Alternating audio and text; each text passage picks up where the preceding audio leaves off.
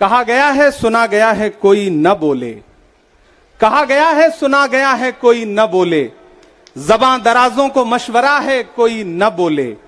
अजीब लुकनत पसंद हाकिम से वास्ता है, अजीब लुकनत पसंद हाकिम से वास्ता है, जो चाहता है जो सोचता है कोई न बोले। हमारी दाईं तरफ इस सदी का सबसे बड़ा फकीर सोया हुआ है। मैं उनकी समाधि से बिल्कुल करीब खड़ा होकर के संकल्प सत्याग्रह में मेरी आंखों के सामने तपती दोपहरी में बड़ी तादाद में मौजूद कांग्रेस पार्टी के सिपाहियों को सलाम करता हूं। नवरात्रि चल रही है, रमजान चल रहा है, मैं रोजे की हालत में हूं। आप तमाम साथी ऐसे होंगे जिन्होंने नवरात्रि के व्रत रखे होंगे और इस पवित्र सप्ताह के बीच में हम खड़े हैं एक हाकिम की सनक के से उपजे हुए एक फैसले के खिलाफ।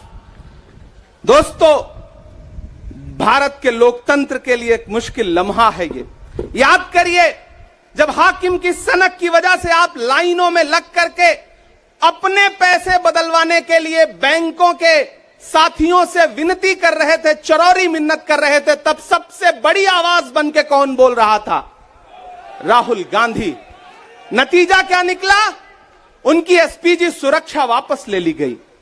याद करिए, जब गब्बर सिंह टैक्स लगा करके छोटे व्यापारियों को बर्बाद करने का सपना पाला था इस सरकार ने, तो सबसे मजबूत आवाज बन के कौन बोल रहा था? राहुल गांधी। नतीजा क्या निकला?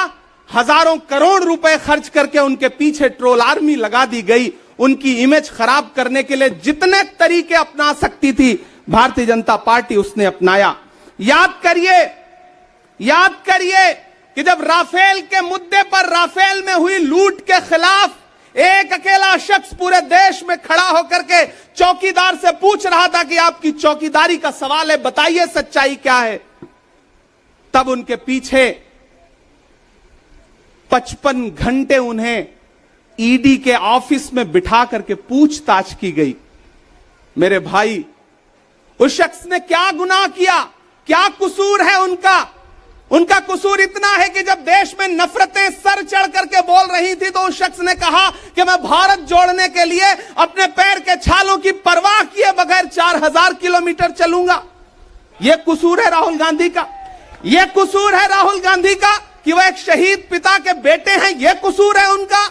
यह कसूर है उनका कि उनकी दादी ने इस देश की मिट्टी के लिए अपने खून का एक एक कतरा कुर्बान कर दिया। यह कसूर है उनका। आज भारतीय जनता पार्टी के लोग हाउस में खड़े होकर के, सदन शुरू होते ही 1 मिनट भी सदन नहीं शुरू हुआ रहता था और खड़े होकर के राहुल गांधी माफी मांगो के नारे शुरू कर देते थे। किस बात की माफी? क्योंकि वो भारत जोड़ रहे हैं, वो लोकतंत्र को बचाने की बात कर रहे हैं। अरे भाजपाइयों, माफी तो आपको मांगनी चाहिए। 15 लाख के झूठे जुमले के लिए माफी मांगो, बढ़ती हुई महंगाई के लिए माफी मांगो, अच्छे दिन के झूठे वादों के लिए माफी मांगो, लोकतंत्र को कुचलने के लिए माफी मांगो, महंगाई के खिलाफ माफी मांगो, 400 का सिलेंडर 1100 रुपए करने के लिए माफी मांगो, 58 रुपए का पेट्रोल 100 रुपए का करने के लिए माफी मांगो, हिंदू को मुसलमान से लड़ाने के लिए माफी मांगो, सिख को ईसाई से लड़ाने के लिए माफी मांगो। माफी तो तुम मांगो। और अगर तुम ये कहते हो कि राहुल गांधी ने विदेश में जाकर के भारत का अपमान किया, तो प्रधानमंत्री जी, मैं आपसे पूछना चाहता हूं कि जब दोहा में, शंघाई में, कैलिफोर्निया में, अमेरिका में खड़े होकर के आप कह रहे थे कि भारत तो सपेरों का देश है, भारत में पैदा होना तो पाप है, प्रधानमंत्री जी, माफी तो आपको मांगनी चाहिए। मैं आज प्रियंका दीदी को सुन रहा था, मेरी आंखों में आंसू थे उनका भाषण सुन करके। पिछले कुछ हफ्तों में 2 बार मेरी पलकें नम हुई। पहली बार तब हुई जब हम संसद भवन से तमाम सांसद निकल रहे थे और एकाएक हमने सीपीपी ऑफिस में देखा कि राहुल गांधी जी को 2 साल की सजा दे दी गई। उन लम्हों में मेरी आंख में आंसू थे। मैं शायर हूं तो मैं भावुक हूं, शायद इसलिए मेरी आंखें नम हो जाती हैं ऐसे लम्हों में। आज जब प्रियंका जी बोल रही थी तो मैं उन्हें सुनकर के भी मैं नम हो गया। यह जुल्म है कि जुल्म को कहता हूं साफ जुल्म। यह जुल्म है कि जुल्म को कहता हूं साफ जुल्म। क्या जुल्म कर रहा हूं? मुझे मार दीजिए। जो जख्म बांटते हैं उन्हें जीस्त पे है हक। मैं फूल बांटता हूं, मुझे मार दीजिए। फिर उसके बाद हिंदुस्तान वालों, फिर उसके बाद शहर में नाचेगा हू का शोर, फिर उसके बाद शहर में नाचेगा हू का शोर। मैं आखिरी सदा हूं, मुझे मार दीजिए। मेरे भाई, इस देश के लोकतंत्र को बचाने के लिए जो सबसे बड़ी आवाज है इस देश के, उसको मारने की, उसको कुचलने की जो कोशिश है, उसके खिलाफ आपको खड़ा तो होना पड़ेगा, आपको बोलना तो पड़ेगा। मैं कभी कभी सोचता हूं कि जब मैं कभी समाधि पर जाऊं तो क्या मुंह दिखाऊंगा महात्मा गांधी को, मैं क्या मुंह दिखाऊंगा राजीव जी को, हम क्या मुंह दिखाएंगे इंदिरा जी को, कि उनके वारिस के साथ, उनके घर के चश्मो चिराग के साथ इस तरह की अपमानजनक बातें की जा रही हैं और देश खामोश बैठा है। सवाल आपसे है, सवाल यहां बैठे हुए लोगों से नहीं है, सवाल आपसे है जो आप कांग्रेस की मोहब्बत में यहां आए हुए। मैं आपको सलाम करता हूं, मैं जानता हूं आप राहुल गांधी जी से मोहब्बत करते हैं, कांग्रेस पार्टी से मोहब्बत करते हैं, प्रियंका दीदी के सम्मान में आए हुए हैं, खड़गे साहब के सम्मान में आए हुए हैं, मैं जानता हूं, वरना इस तपती दोपहरी में व्रत रख के, रोजा रख करके कौन परेशान होने के लिए आता।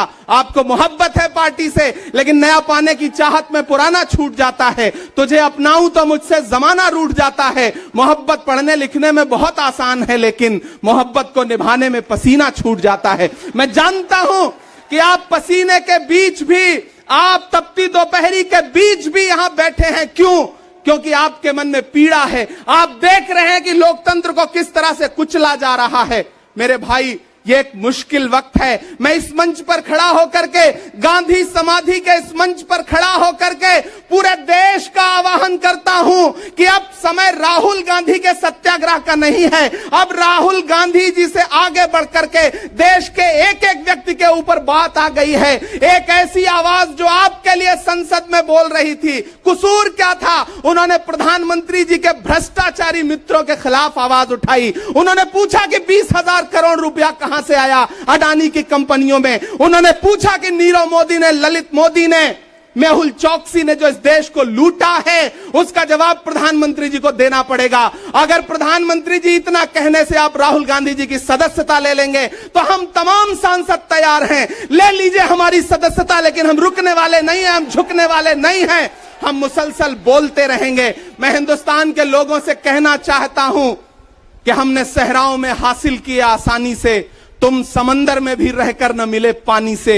ये सियासत के दिए सबके हवाले न करो, मुल्क बिक जाता है एक शख्स की नादानी से। इस शख्स की नादानी से देश बिक रहा है, लोकतंत्र मटिया मेट हो रहा है, संविधान को कुचला जा रहा है। और वो आखिरी सदा जो 7 फरवरी को गूंजी थी पार्लियामेंट में, उसको भी खामोश करने के लिए उसे संसद से निकाल दिया गया है। मैं देश से कहना चाहता हूं कि उन्होंने राहुल गांधी जी को संसद से निकाल दिया है। देश सुने इस बात को कि नरेंद्र मोदी जी और उनकी सरकार ने साम दाम दंड भेद इस्तेमाल करके राहुल गांधी को संसद से निकाल दिया है। अब देश के ऊपर फैसला है, उन्होंने संसद से निकाला है। देश के लोगों, राहुल गांधी को अपने दिल में रखो, अपने दिल में बिठाओ, निकलो पूरे देश में, करो सत्याग्रह। देखते हैं इस हुकूमत की तानाशाही में कितनी ताकत है। अगर कांग्रेस का एक एक कार्यकर्ता जो अपने घरों पर कहीं बैठा हुआ है, मैं उससे भी आह्वान कर रहा हूं कि राहुल गांधी से बढ़कर के ये मसला इस देश के लोकतंत्र तक आ गया है, इसे बचाइए। और राहुल जी शायद अपने घर पर होंगे, यहां हम हजारों की तादाद में उनको समर्थन देने के लिए जुटे हैं। मैं तो बस इतना कह रहा हूं कि मेरे भाई, आपको एक बात समझनी है, और वो ये है कि इस मुश्किल वक्त में हमें राहुल जी से ये कहना है कि लहू में भीगे तमाम मौसम गवाही देंगे कि तुम खड़े थे। एक आखिरी नज्म सुना करके मैं आपसे विदा लूंगा कि लहू में भीगे तमाम मौसम गवाही देंगे कि तुम खड़े थे। शहर का सूरज गवाही देगा कि जब अंधेरों की कोख से निकलने वाले ये सोचते थे कि कोई जुगनू बचा नहीं है, तो तुम खड़े थे, तुम खड़े थे। तुम्हारी आंखों के ताकचों में जलती मशालों ने नई मनाजिल हमें दिखाई।